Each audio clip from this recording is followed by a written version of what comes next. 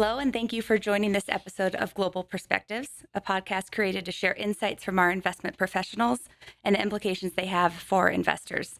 I'm your host for the day, Laura Castleton, and today we're digging into one of the sectors that's most closely tied to our lives, healthcare.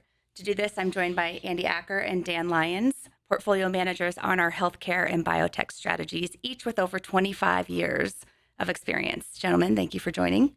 Good to be here. Thanks. So healthcare is one of those sectors that is really tied and personal to each and every one of us, but it's also a sector that has some of the most divergent characteristics in terms of defensiveness and offensive upside. So I want to dig a little more into the themes of healthcare today and give our listeners just some of the expectations in terms of opportunities and expectations going forward. I think to start, we have to talk about biopharma. There was a lot of investor enthusiasm surrounding that sector after the pandemic. So Andy, broadly, what's the sector been up to since in terms of R&D? Well, it hasn't been sitting still.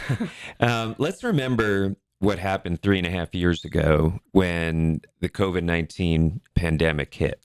So back then, if we think about history, it used to take 10 years to develop a new vaccine, and the fastest ever was 4 years.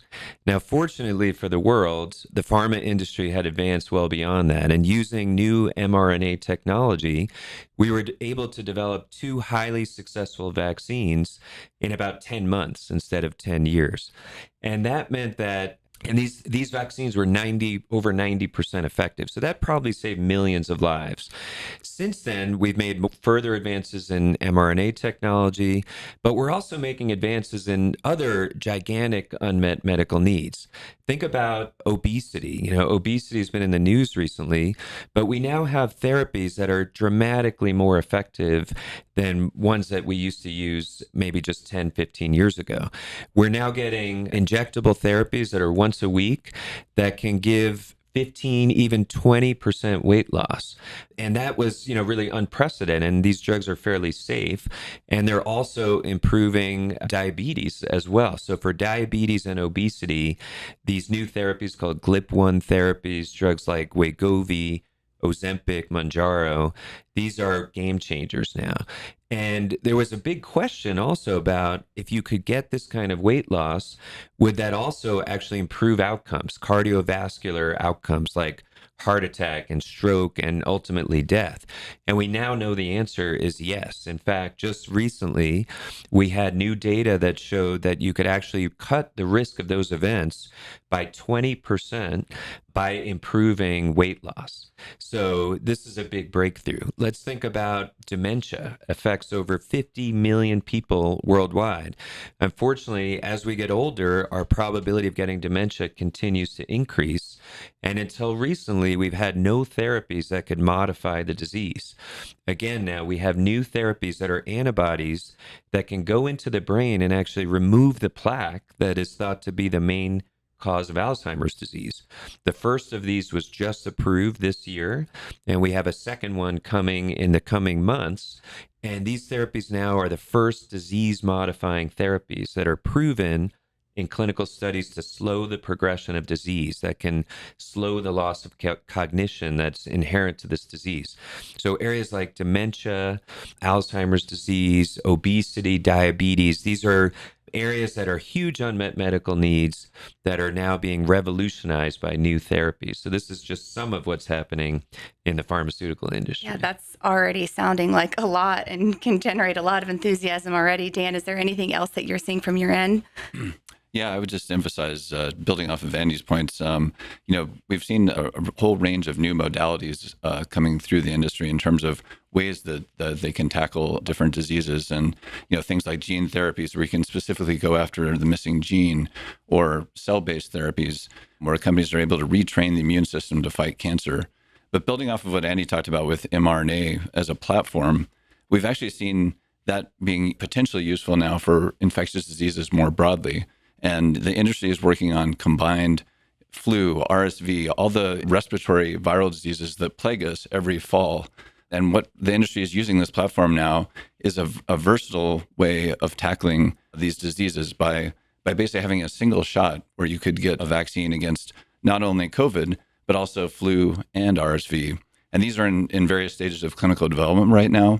But the mRNA platform could allow the industry to do a better job of harnessing exactly the right antigen, such that the efficacy of things like flu vaccines could improve. And we'll find out if this works out over the coming years. But it's an example of how new modality can really broaden out the effectiveness of therapies for the industry. Yeah, and when you think about, what did COVID bring forward? Where are we going to advance further because of COVID? I also think about diagnostics, because when we think about respiratory disease, we all know that we get sick, but we don't know what's causing it. Is it a bacteria? Is it a virus? Which type of virus? We now have point of care testing that has been rolled out around the country and around the world that can tell you, when you're sick, do you have COVID? Do you have RSV? Do you have flu? So wouldn't it be better if we could, get a more accurate assessment of what's actually causing your sickness, and you could get direct point of care testing, find out in the next 10, 15 minutes, which virus you have. You could get vaccines that could cover many of these different respiratory diseases every year. We could all be a lot healthier. Our kids could go to school more often and have fewer sick days. That would be great, for all of society, I think. I mean, as someone with 2 young kids, also a fear of needles, all of this is sounding good to me personally. A lot of innovation within the sector in general, a lot of excitement. And biopharma historically has been one of the more defensive ballasts within the healthcare sector. It is not without its headwinds. So there is some concerns, namely around pricing. We saw the Inflation Reduction Act in 2022 get priced. That raised some concerns initially. So as we think about some of the headwinds, Dan, what do you think in terms of pricing? Is that actually a concern for biopharma, and what are the implications from the IRA? Yeah, I would start off the question with just a broad thought that, in general, whenever we see real innovation in the industry across many different pricing systems around the world, innovation is paid for ultimately. So I think that's the most important thing to keep in mind. Going specifically after the IRA, however, we did recently see the first list of drugs that are going to be subject to negotiation by the government, which will start in 2026, come out. Now, everyone had been anticipating this for many years because it had been known that this was going to happen. And what this basically did was kind of just highlight drugs that are already going to be going off patent or face generic or biosimilar competition. So in terms of a change in the industry's fundamentals, it didn't really change that. And in fact, when the first list of drugs subject to negotiation came out, the stocks didn't really react very much because it was widely anticipated. And the legislation basically anticipates roughly a 9 to 13 year life cycle for new therapies. And while that could be longer, we would certainly argue, it does somewhat coincide with the normal patent life cycle. And as a result, opens the way for new innovative therapies to gain reimbursement in the healthcare system. So we think that overall, the IRA effects are quite manageable for the industry. Yeah, and I think, the drug price negotiation aspect of the IRA is something that, is very high in the mind of investors. I think the part of the bill that's less appreciated is this element of reducing the copays that individuals have to pay. In the United States and our Medicare system for the elderly, today there is really no limit on how much a patient could have to pay out of pocket for therapies, even if they're life-saving therapies. So if we think about an oral cancer drug, for example, sometimes patients are being asked to pay as much as $5,000 or $10,000 out of pocket per year for life-saving therapy. That should never happen. Many people can't afford that. Today, 1/3 of prescriptions are not filled at the pharmacy because of the cost of the copays. So it's not necessarily the price of the drugs that is the issue. It's our current reimbursement system that puts a high burden on the individual patient. And the bill actually does start to address that. For Medicare individuals, it limits the amount of out-of-pocket costs for these therapies to no more than $2,000 per year, no matter how many therapies they're on. That's actually a big benefit for patients that can improve access and may actually increase demand for pharmaceuticals. That's an element that we thought was really positive in the bill that maybe is not as well appreciated. The other element is whenever I hear about, there's a lot of innovative new therapies and people worry about the cost of them and can the system afford all these new medicines, you know. And I think the part that's less appreciated again is that these products are essentially on a treadmill, because today we're spending billions or tens of billions or hundreds of billions on old innovation, you know, products that were developed and brought to market 10, 12, sometimes even 15 years ago.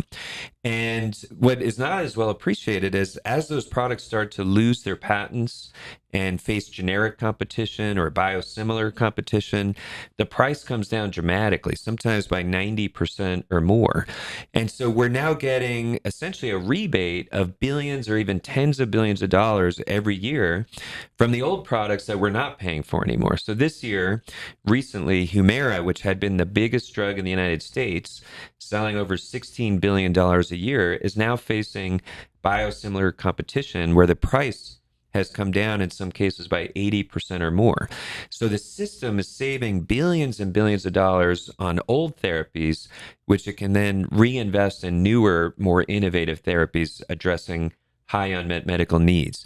And that's an underappreciated aspect of the system that has been happening for the last 30 years. So for the last 30 years, the percentage of healthcare spending from new medicines has actually not changed. It's been around 18 to 20% for the last 30 years, despite the fact that we have all these new therapies coming out today that are addressing high unmet medical needs. And in fact, just in the last 5 years, we've had almost 250 new medicines approved in the United States, which is up about 100% from the number of new therapies that were coming, you know, 10, 15 years ago. So we have a lot more new therapies. Many of these are revolutionary products addressing high unmet medical needs, and yet the total spending on medicines hasn't really changed. Right. So maybe some misconceptions there in terms of worries about pricing and the big biopharma names. And then, you know, regulation, Dan already touched a little bit in terms of regulation surrounding the IRA, but there's also regulation, of course, with the FTC. So we did see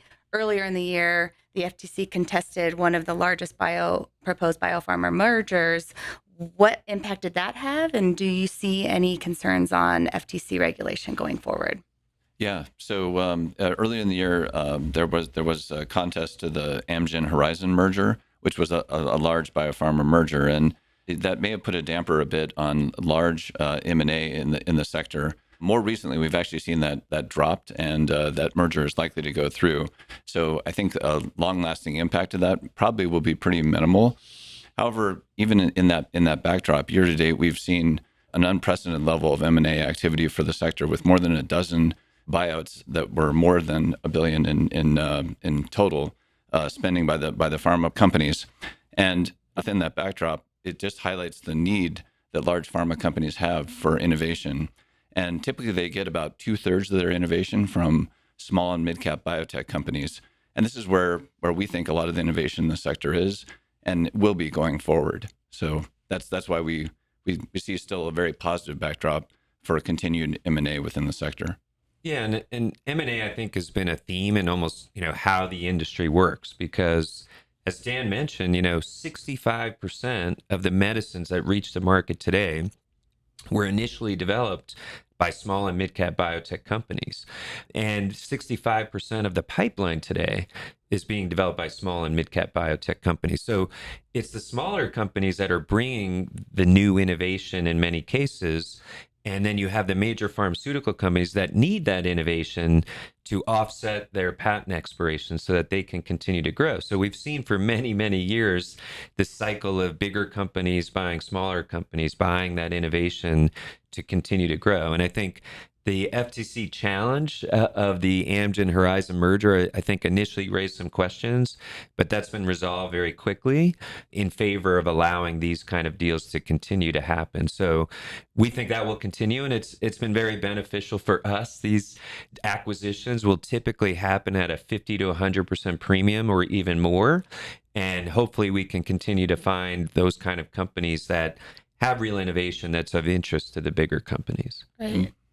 And I should have also mentioned that, you know, the large pharma companies have more than $500 billion of kind of cash and firepower that they can use to deploy in this M&A. So we see a lot of M&A going forward as well. Okay. And that's a great transition actually to We talk biopharma being one of the more stable ballasts within the healthcare sector to biotech, which is one of the major growth engines through the amount of innovation within that subsector. So that's a good transition, Dan, to biotech. Biotech did have one of its worst drawdowns on record in 2021 and 2022. It has since come back, but it hasn't had that full recovery yet. What do you think will be required to have that turnaround? And just broadly, what opportunities are you seeing within the biotech subsector today? Yeah, it's a great point. And people often lose the view of the innovation is happening within biotech when they look at the broader indices, which, as to your point, have suffered and went through a significant drawdown recently. What we've seen in the sector, though, is really quite a contrast between what we call the haves, which are companies that have shown really dramatic innovation and have been able to raise enough capital to develop programs going forward, versus the have-nots. During 2020, we saw a lot of new biotech company formation. In many cases, companies that didn't really have a plan, didn't really have a pipeline, and those companies, not surprisingly, have languished within the markets. And that's, we think, what's leading to a lot of the broader index selling off. I think just highlights the very high importance of an actively managed strategy, which can basically harness and find the haves within the sector that are delivering on innovation. And I guess the last thing I would just highlight, within this class of haves within the sector, they have access to a wide range of new modalities. I mentioned a few of them earlier, cell and gene therapies is one example. But as the industry develops new platforms, they're better able to meet unmet medical needs and find new therapies. And that's what we think is really driving a lot of the benefits in the innovative haves within the sector. Yeah, when we think about the biotech sector broadly, I think you have to remember what we call the 90-90 rule, right? And the fact that 90% of drugs that begin human clinical testing will never make it all the way to market. And as Dan mentioned, a lot of companies got funded in the excitement of 2020 because the industry was on the front lines of fighting COVID-19 with a lot of success. There was a view broadly that just everything was going to work and be that exciting. And unfortunately, that's not how it works in biotech. But that's really why we have a job and a role and a career, because to find the companies that will be successful is extremely challenging, but it's not impossible. And there is incredible innovation in the sector like nothing we've ever seen. A lot of the advances today would have seemed like science fiction maybe 10 years ago, but you need a team that can really dig down and understand both the science and the business.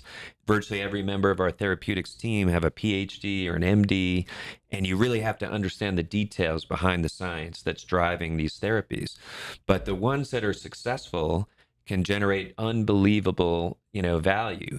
And so there are these success stories in this industry that can be unlike almost any other industry.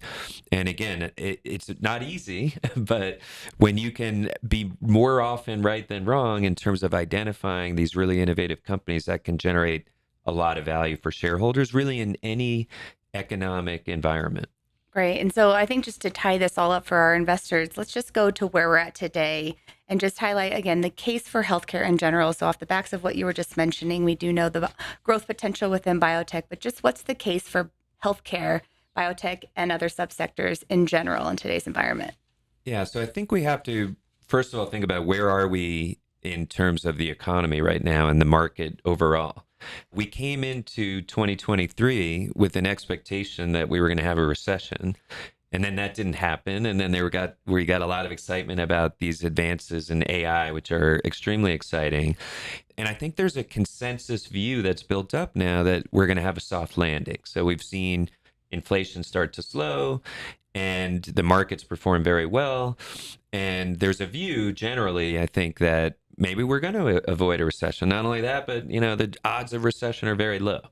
And yet we still think there are these pressures on the economy that are very real, but take time to play out.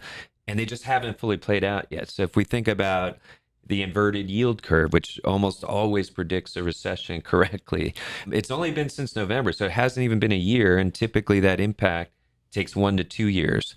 We've had the fastest increase in interest rates since the 30s. And yet they've only been at a high level for a few months, and again, that takes 1 to 2 years. We have quantitative tightening. We have, literally trillions coming out of money supply. That's also the impact of that takes time to be felt. And finally, we have banks lending that is slowing substantially. And again, that takes time. So all of these impacts take time to work their way through the economy. And we believe they're really going to hit more in 2024 than 2023.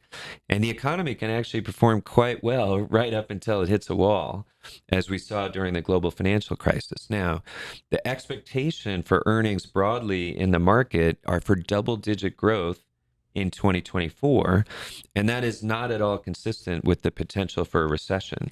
So we think there's real risk to the overall markets. Meanwhile, we have healthcare, which this year has been hit by what I would call the pandemic hangover, because we had billions of sales for vaccines and treatments and diagnostics for the pandemic, which have really come down substantially this year because we had an end to the public health crisis.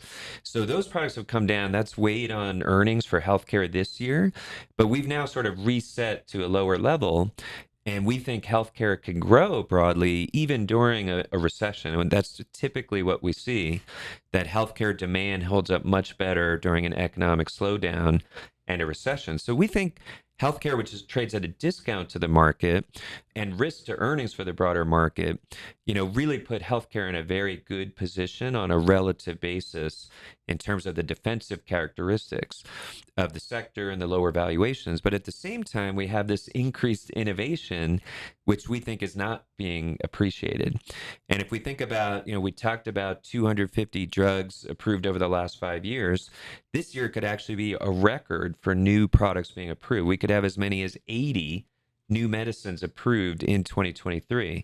And what's important about that is that drives growth for the industry, not just for the next couple of years, but typically the product cycle lasts for a decade or longer. And so whether it's new therapies for Alzheimer's, obesity, diabetes, cancer, NASH, or fatty liver disease, there's all of these new therapies being addressing high unmet medical needs that we think will drive growth for the sector for years and even decades, that we think currently is not being appreciated. So we see, while there's sort of worries about drug pricing and worries about regulation, we see a sector that's been sort of left behind this year. And we think the setup going forward is actually quite attractive. That's great. And our team talks all the time about how it is very difficult to predict exactly where the market's heading. And so factoring in everything that's going on within the economy, the attractiveness within healthcare, it makes a ton of sense what you just laid out in terms of the opportunities of investing in that sector today. Also, just because the themes are very investable and attractive to end users, whether it's population growth or aging demographics, Stan. So as you just think about the implementation of your team, just how do you think about investing themes within your strategies? Yeah, that's a good point. And you bring up the aging demographics, which is a broad reason that people always think of owning healthcare. And you mentioned some other key factors to keep in mind, which are obviously front and center. One being innovation that we're always looking for to harness these massive new growth markets that are just going to unfold as these products are getting FDA approval and launching in the coming years, and the really attractive valuations of the sector. But in terms of how we take advantage of healthcare more broadly, we really focus on both the science and the business. And when we're looking for true innovation within healthcare, we're looking for products that can change the practice of medicine. And it's those products that are likely to become the next blockbuster therapies that are in this ramp of new products that Andy mentioned, the 80 new drugs receiving FDA approval over the coming year. So that's really our fishing ground, I guess. And, it's not easy because we always have to keep in mind the 90-90 rule where, there's only 10% of these therapies that are going to make it through. But by really focusing on the underlying science, does it make sense? And then thinking through the various aspects of clinical development for new therapies, we think that we can do a good job of finding these innovative therapies. And that's what gets us ultimately really excited about the healthcare sector overall going forward. And just to clarify this, the second part of the 90-90 rule refers to the commercial expectations. And what we found in more than 24 years of investing in healthcare is the consensus expectations for a new product launch are wrong 90% of the time. So first you have only 90% of the drugs will never make it. And then for the ones that make it, expectations from Wall Street are wrong 90% of the time. So what we try to do, we're not going to be perfect, but we try to just be more accurate than the market at finding the companies that have underappreciated clinical and commercial potential. And what we found is that can drive value really in any market environment over the long term. Well, Dan, Andy, thank you so much for being here today to talk about such an interesting sector. We hope our listeners today got a better understanding of some of the investment implications behind some of the different subsectors, namely how healthcare offers this great balance of offense and defense in such an uncertain environment, and how a well-diversified and active approach can be really additive to investors today.